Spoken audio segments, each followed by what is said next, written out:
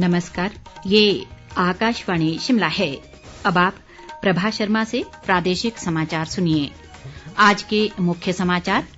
प्रधानमंत्री नरेंद्र मोदी ने कहा, वीर बाल दिवस लोगों को भविष्य के लिए प्रेरित करने का अवसर देगा।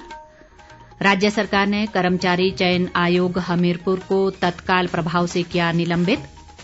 प्रदेश में संस्थानों को डिनोटिफाई करने के भाजपा के आरोपों को कांग्रेस ने बताया निराधार। और कई देशों में कोविड के बढ़ते मामलों को देखते हुए स्वास्थ्य सुविधाओं को लेकर देश भर में कल होगा मॉक ड्रिल। अब समाचार विस्तार से। प्रधानमंत्री नरेंद्र मोदी ने कहा है कि वीर बाल दिवस भारतीयों को विश्व में अपनी पहचान पर गर्व करने का अवसर देगा। आज नई दिल्ली में पहले वीर बाल दिवस के अवसर पर आयोजित कार्यक्रम को संबोधित करते हुए प्रधानमंत्री ने कहा कि ये लोगों को भविष्य के लिए प्रेरित करने का अवसर है। उन्होंने कहा कि चमकौर और सरहंद के युद्ध कभी भुलाए नहीं जा सकते। ये युद्ध हमारी भूमि पर 3 शताब्दी पूर्व लड़े गए थे। हमें अपने अतीत को भूलना नहीं चाहिए और बलिदान को सदैव याद रखना चाहिए। वीर बाल दिवस हमें याद दिलाएगा कि शौर्य की पराकाष्ठा के समय कम आयु मायने नहीं रखती। 10 गुरुओं का योगदान क्या है, देश के स्वाभिमान के लिए सिख परंपरा का बलिदान क्या है, भारत क्या है, भारत की पहचान क्या है। हमें अपने अतीत को पहचानने और आने वाले भविष्य का निर्माण करने की प्रेरणा देगा। प्रधानमंत्री ने कहा कि सिख गुरुओं की परंपरा एक भारत श्रेष्ठ भारत के विचार को प्रेरणा देती है।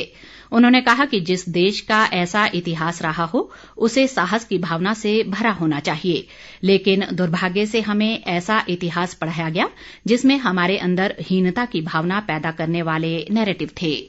जिस देश की विरासत ऐसी हो, जिसका इतिहास ऐसा हो, उसमें स्वाभाविक रूप से स्वाभिमान और आत्मविश्वास कूट कूट कर भरा होना चाहिए।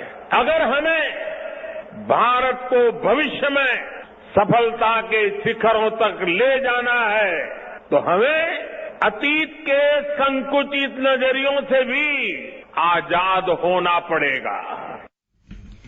इस वर्ष 9 जनवरी को गुरु गोविंद सिंह जी के प्रकाश पर्व के दिन नरेंद्र मोदी ने घोषणा की थी कि 26 दिसंबर को गुरु गोविंद सिंह के बेटों साहिबजादा बाबा जोरावर सिंह और बाबा फतेह सिंह की शहादत को वीर बाल दिवस के रूप में मनाया जाएगा। प्रदेश कर्मचारी चयन आयोग हमीरपुर के JOIT पेपर लीक मामले में सरकार ने बड़ा फैसला लिया है। राज्य सरकार ने कर्मचारी चयन आयोग के कामकाज को तुरंत प्रभाव से निलंबित कर दिया है। जनहित में चल रही और लंबित सभी भर्ती प्रक्रियाओं को अगले आदेश तक रोक दिया गया है। आयोग में कार्यरत अधिकारी व कर्मचारी अब विशेष कार्यकारी अधिकारी को रिपोर्ट करेंगे। सरकार ने हमीरपुर जिला के अतिरिक्त जिला उपायुक्त को आयोग का विशेष कार्यकारी अधिकारी नियुक्त किया है। इसके साथ ही राज्य सरकार ने आयोग के सचिव जितेंद्र कुमार व उप सचिव संजीव कुमार को कार्मिक विभाग में रिपोर्ट करने को कहा है। मुख्य सचिव RD धीमान द्वारा ये आदेश जारी किए गए हैं। मुख्यमंत्री के प्रधान मीडिया सलाहकार नरेश चौहान ने आज शिमला में पत्रकारों से बातचीत में ये जानकारी दी।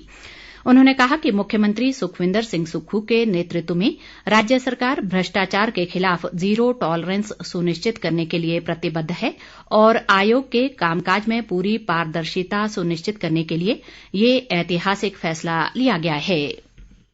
माननीय मुख्यमंत्री जी ने अभी फैसला लिया है कि जो हमारा Himachal Pradesh service selection commission है, इसको हमने जो है स्थगित किया है, तो वहाँ कोई काम नहीं होगा और इसको लेके आगे की कार्रवाई की जाएगी। इसको अभी पर फिलहाल जिसको आप कहते हैं सस्पेंशन पे रख, पूरा जो बोर्ड है ये, इसको जो है सरकार ने सस्पेंड कर दिया, कोई आगे कामकाज नहीं होगा। वो इस बात को लेके एक बहुत बड़ा फैसला माननीय मुख्यमंत्री जी ने लिया है। एक बहुत बड़ा, हम इस बात के लिए उनको बधाई भी देते हैं कि आपकी जो सोच है कि भ्रष्टाचार मुक्त प्रशासन।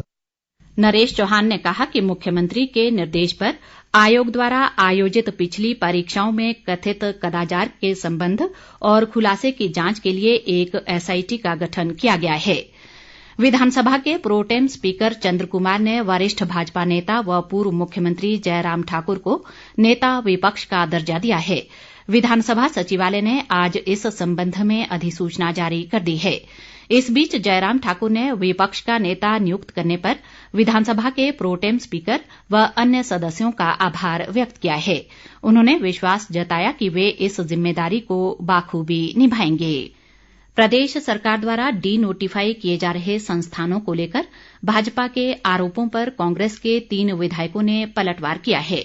विधायक हर्षवर्धन चौहान, अनिरुद्ध सिंह और रोहित ठाकुर ने आज शिमला में एक संयुक्त पत्रकार वार्ता के दौरान कहा कि पूर्व की भाजपा सरकार ने अंतिम 6 महीनों में 900 के करीब संस्थान बिना किसी बजट प्रावधान और नियमों को पूरा किए बिना खोले थे। विधायकों ने कहा कि वित्त विभाग की आपत्ति के बावजूद इन संस्थानों को खोला गया और भाजपा द्वारा अब इन संस्थानों को बंद करने को लेकर लगाए जा रहे आरोप निराधार हैं। उन्होंने कहा कि पूर्व की भाजपा सरकार प्रदेश के लोगों पर 75,000 करोड़ रुपए का कर्ज छोड़ गई है। विधायकों ने कहा कि पेपर लीक होने की प्रथा पिछली सरकार से शुरू हुई, लेकिन सुक्खू सरकार ने पेपर लीक माफिया पर शिकंजा कसते हुए परीक्षा होने से पहले ही पेपर लीक करने वालों को पकड़ लिया है। उन्होंने बताया कि सरकार सभी संस्थानों की समीक्षा करेगी और जहां जरूरत होगी वहां संस्थान बजट के प्रावधान के साथ खोले जाएंगे। दूसरी ओर राज्य सरकार द्वारा प्रदेश में डी नोटिफाई किए गए संस्थानों के विरोध में आज भारतीय जनता पार्टी ने चंबा जिला मुख्यालय में सरकार के खिलाफ एक विरोध रैली निकाली। चंबा सदर के पूर्व विधायक पवन नैयर के नेतृत्व में निकाली गई रैली में भाजपा के कई नेताओं व कार्यकर्ताओं ने हिस्सा लिया। इस दौरान कांग्रेस सरकार के खिलाफ नारेबाजी कर मुख्यमंत्री से जन विरोधी फैसलों को वापस लेने की मांग की गई। बाद में चंबा के अतिरिक्त जिला दंडाधिकारी अमित मेहरा के माध्यम से राज्यपाल को एक ज्ञापन भी भेजा गया। पवन नैयर ने कहा कि सरकारें आती जाती रहती हैं, लेकिन कांग्रेस की पहली ऐसी सरकार देखी जिसने सत्ता में आते ही भाजपा द्वारा जनहित में लिए गए फैसलों को पलटने का काम किया है। केंद्र सरकार ने अनेक देशों में कोविड के बढ़ते मामलों को देखते हुए कल देश भर में स्वास्थ्य सुविधाओं को लेकर मॉक ड्रिल करवाने का निर्णय लिया है। केंद्रीय स्वास्थ्य मंत्रालय ने सभी राज्यों और केंद्र शासित प्रदेशों से स्वास्थ्य सुविधाओं में मॉक ड्रिल करवाने को कहा है। इसका उद्देश्य स्वास्थ्य संस्थानों में कोविड प्रबंधन की तैयारी सुनिश्चित करना है। मॉक ड्रिल के दौरान स्वास्थ्य सुविधाओं, बिस्तरों तथा डॉक्टरों, नर्सों, स्वास्थ्य कर्मियों की पर्याप्त उपलब्धता पर विशेष ध्यान दिया जाएगा।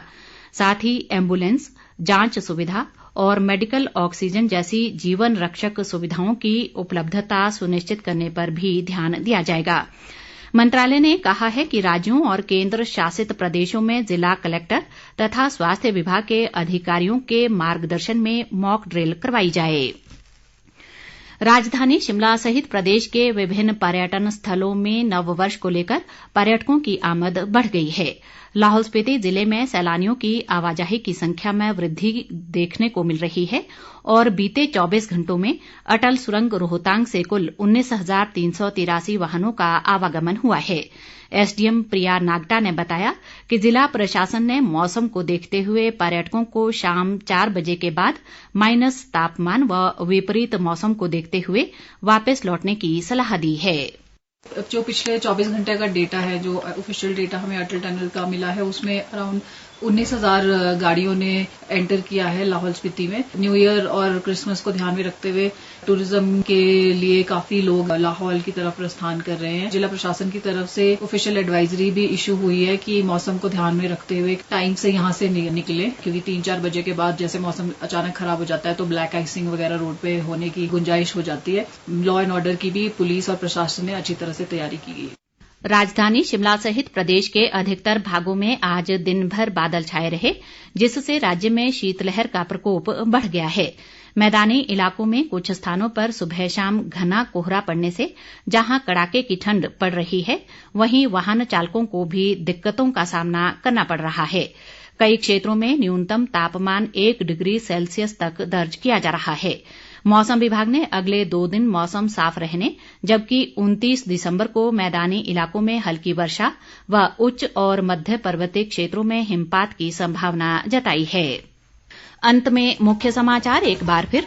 प्रधानमंत्री नरेंद्र मोदी ने कहा, वीर बाल दिवस लोगों को भविष्य के लिए प्रेरित करने का अवसर देगा। राज्य सरकार ने कर्मचारी चयन आयोग हमीरपुर को तत्काल प्रभाव से किया निलंबित। प्रदेश में संस्थानों को डीनोटिफाई करने के भाजपा के आरोपों को कांग्रेस ने बताया निराधार। और कई देशों में कोविड के बढ़ते मामलों को देखते हुए स्वास्थ्य सुविधाओं को लेकर देश भर में कल होगा मॉक ड्रिल। इसी के साथ ये समाचार बुलेटिन समाप्त हुआ। नमस्कार।